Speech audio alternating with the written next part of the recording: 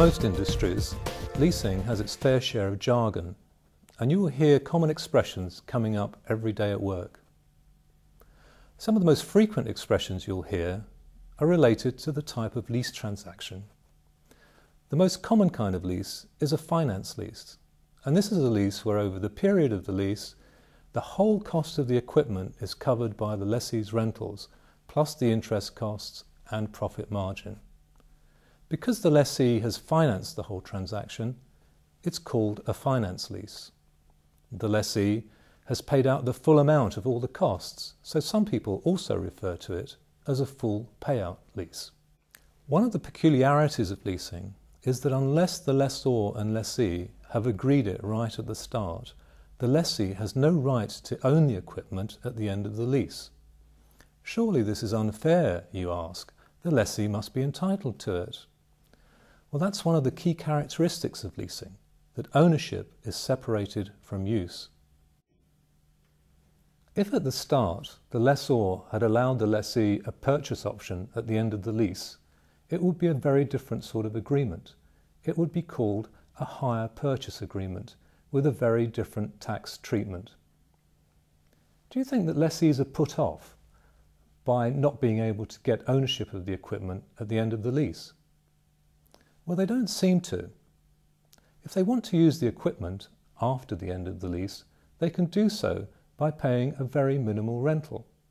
If they don't need the equipment anymore, the equipment is disposed of, and they get the lion's share of the sales proceeds. So although they're never officially owner of the equipment, they're almost in a position where they've been as good as owner.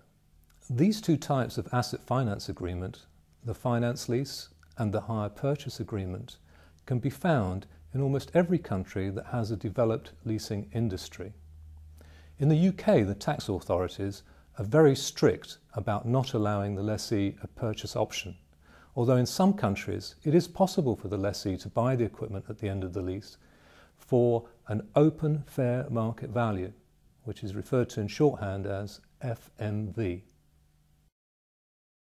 Two other types of lease that are very important are the operating lease and a spin-off of that called the cost per use lease. An operating lease is where the lessee's rentals do not quite cover the whole cost of the equipment, and if the lessee doesn't extend the lease period, the lessor will have to take back the equipment and try and recoup the missing amount. Because of this, some lessors are not very keen to take the risk of operating leasing. But it's a big benefit for lessees.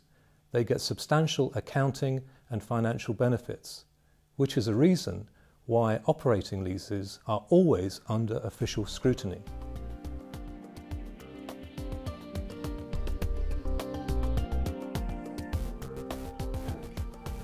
Finally, let's take a look at a spin-off of operating leasing, the cost per use lease.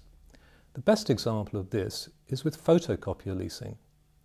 When a lessee leases a photocopier, they're often given the option for paying for the photocopier on the basis of so many pence per copy, rather than a fixed monthly rental.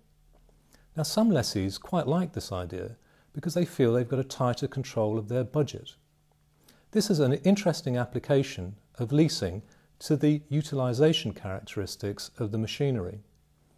Is there any other machinery that you can think of that would be good to apply this form of lease to?